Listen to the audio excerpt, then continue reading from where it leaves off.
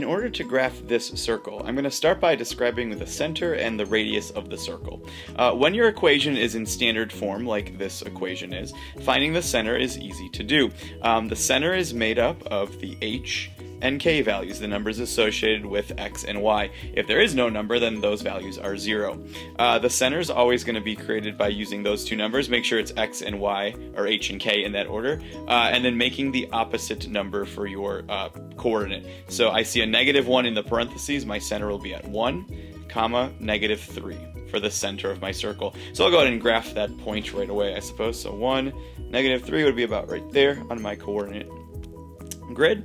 Next up, I'm going to describe the radius of the circle. Again, when your equation is in standard form, like our equation right here, finding the radius is simple to do, because the number on the other side of the equal sign, the 9, represents the radius squared. So if the radius squared is equal to 9, all I need to do is take the square root of that value to find the radius of the circle. So this time it comes out to be a nice, neat, neat whole number, the number 3.